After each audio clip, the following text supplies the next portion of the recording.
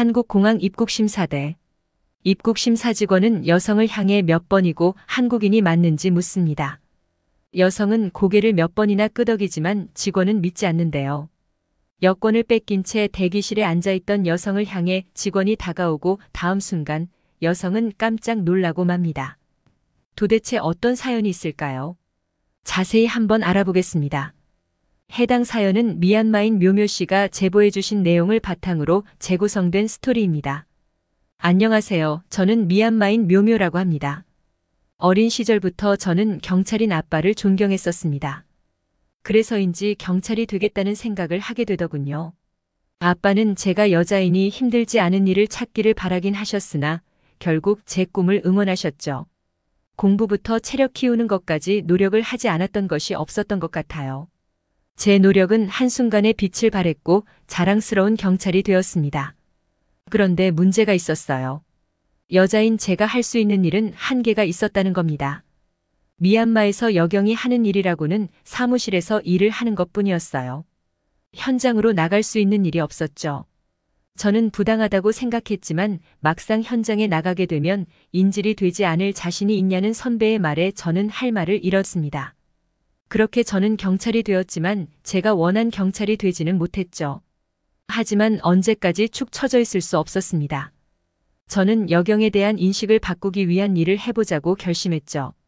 바로 범죄자를 한 명이라도 제 손으로 잡는 것이었습니다. 힘이 세지 않다면 얼마든지 해볼 만한 일이 아닐까 싶었어요. 저는 수배 전단에서 한 명을 집게 되었습니다. 그는 사기 전과가 있는 사람이었죠. 저는 그를 어떤 방법을 쓰더라도 찾아내기로 결심했습니다. 물론 저 혼자 움직이는 것은 말이 안 되는 것이긴 했지만 그래도 제 능력을 모든 사람들에게 보여주고 싶었어요. 하지만 예상대로 쉽지 않은 일이었습니다.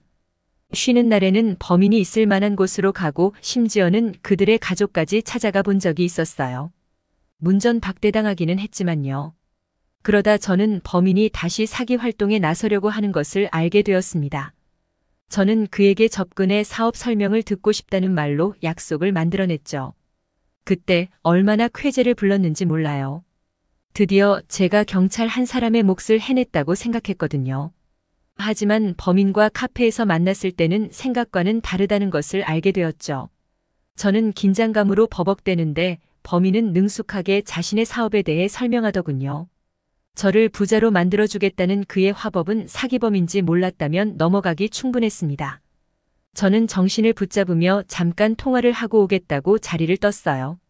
그리고는 근처 경찰에게 사기범과 함께 있다는 것을 제보했습니다.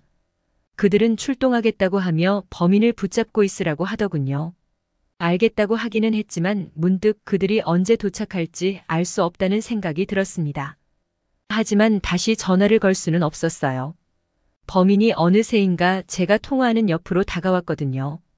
저는 투자금을 위해서 부모님과 이야기를 했다고 얼렁뚱땅 말하고는 설득이 되지 않으니 좀 더 설명이 필요할 것 같다고 했죠. 그러자 그는 웃으며 알겠다고 하더군요. 그리고 설명을 하던 도중 범인은 갑자기 개인적인 질문을 쏟아내기 시작했습니다. 어디서 사는지 무슨 일을 하는지 등. 뜬금없이 쏟아지는 질문에 답변을 정신없이 하던 도중 범인의 한마디에 저는 굳고 말았습니다.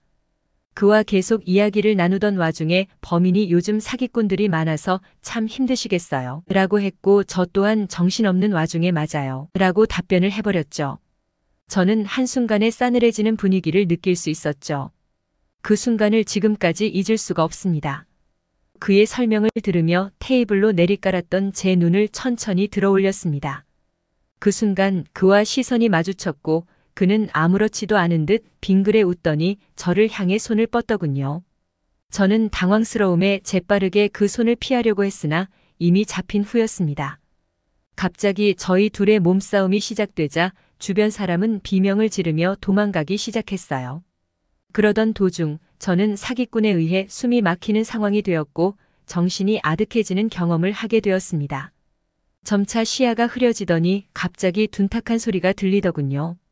제가 정신을 차려보니 한 동양인 남성이 범인을 쓰러뜨린 것으로 보였어요. 한국인은 저에게 괜찮냐고 물어보며 걱정까지 해주었죠. 저는 숨을 겨우 몰아쉬었고 고맙다는 말을 전했습니다.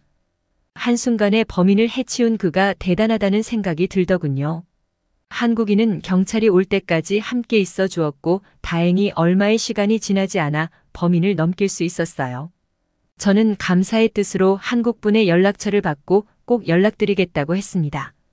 그 후 아버지께 여자 혼자 몸으로 위험한 짓을 하고 다닌다며 엄청 혼났던 것이 생각납니다. 경찰 내부에서도 혼자 수사하는 것은 잘못된 일이라며 감봉 처리가 되었어요. 허나 저는 그 일을 후회하지 않았는데 바로 그 한국인 남성 덕분이었습니다. 그에게 감사의 표시를 위해서 저녁 자리를 만들었는데 그는 저보다 더 흥분을 하며 제 편을 들어주었어요. 아무도 제 입장을 생각해주지 않았는데 그 행동들이 너무 감동이더군요. 그는 자신이 얻어먹는 것이 미안하다면서 다음 약속을 잡았습니다. 그렇게 서로에 대한 호감이 싹트기 시작했고 자연스럽게 연인 관계로 발전하게 되었어요. 강호 씨는 당시 취업 준비생이었습니다. 일자리가 구해지지 않자 기분 전환을 할 겸 미얀마에서 한 달 살기를 하고 있었는데 그 첫날부터 저를 만나게 된 것이죠. 그는 열정적으로 경찰 일을 하는 저에게 감동받았다며 자신도 경찰을 꿈꾸게 되었다고 하더군요. 제가 누군가에게 꿈을 주는 존재가 되었다니 설레는 감정마저 들었죠. 그런 경험은 있을까 말까 한 일이잖아요. 제가 아버지를 보고 경찰을 꿈꾸었던 것처럼 강우도 저를 보고 경찰의 꿈을 꾸게 되었으니 어떻게든 도와주고 싶었죠. 그는 자신을 꿈꾸게 해주는 저에게 청혼을 했습니다. 대신 자신이 현재 직장이 없으니 혼인신고만 하고 경찰 공무원 공부를 진행하려고 한다고 하더군요. 강우의 행동에 저는 만난 지 별로 되지 않았지만 확신을 가지게 되었습니다. 목표를 가진 그를 믿을 수 있겠다는 생각이 들더군요. 그렇기에 저는 제 부모님께 결혼하겠다는 의사를 밝혔습니다. 반대하실 줄 알았던 아버지는 오히려 결혼을 환대하셨어요. 아무래도 위험한 경찰보다는 한국에서 좀 더 편안한 일을 찾기를 바라시는 마음이더군요. 반대를 하지 않으신 것은 좋았으나 경찰 일을 하고 있던 것에 불만이 있으셨던 것 같아서 마음이 좀 안 좋았어요. 그렇게 저희는 속전속결로 결혼을 하게 되었습니다. 다행스럽게도 강우 씨의 부모님도 저를 반대하시지 않았어요. 물론 강우를 따로 불러 혼내신 것 같기는 했지만요. 강우 씨와 저는 한국에서 작은 방을 하나 얻었고 생활비를 위해서 강우 씨는 시간제 아르바이트를, 저는 시부모님이 하시는 식당에 나가게 되었습니다. 마침 일하시던 이모님이 그만두셨거든요. 솔직히 강우 씨가 언제 경찰이 될지는 아무도 몰랐죠. 하지만 저는 강우 씨를 믿었기에 시부모님의 일을 도와드리며 그를 믿었습니다. 하지만 생각보다 더 쉬운 일은 아니더군요. 강우 씨는 시험에서 2번 떨어졌거든요. 그는 극심한 스트레스를 받으며 저에게 미안해했습니다. 그러더니 그만하겠다고 하더군요. 하지만 저는 그의 꿈을 포기하게 둘 수는 없었습니다. 딱 한 번 더 해보자는 말로 강우 씨를 설득했죠. 저에게 미안하다고 눈물까지 보였던 그는 3번째의 경찰 시험에 합격하게 되었습니다. 그때는 정말 모든 것을 얻은 것 같았어요. 그때 마침 저는 한국 국적이 생기는 해였고 도와드렸던 시부모님의 가게도 매출이 굉장히 올라갔었습니다. 시부모님은 제가 복덩이라서 그런 것이라면서 한국으로 시집오고 집에 간 적이 없으니 다녀오라고 하시더군요. 남편도 그동안 고생했다며 다녀오라고 했습니다. 저는 그들의 배려에 감사를 느끼며 친정을 방문하게 되었습니다. 시부모님 덕분에 친정에 용돈도 챙겨드릴 수 있었고 어머니가 원하시던 가전제품도 몇 가지 사드릴 수 있었어요. 당연히 한국 제품으로 사드렸죠. 부모님은 제가 행복해 보여 안심이라며 저보다 더 행복해 하셨어요. 그렇게 저는 행복한 2달을 보내고 한국으로 돌아오게 되었어요. 하지만 한국에서 생각하지도 못하는 경험을 하게 되었습니다. 바로 입국심사대에서 그냥 패스될 줄 알았더니 갑자기 저를 잡더군요. 그러더니 저에게 한국인이냐고 몇 번이나 물어봤습니다. 지금도 마찬가지지만 당시 저는 한국 국적을 가지고 있었어요.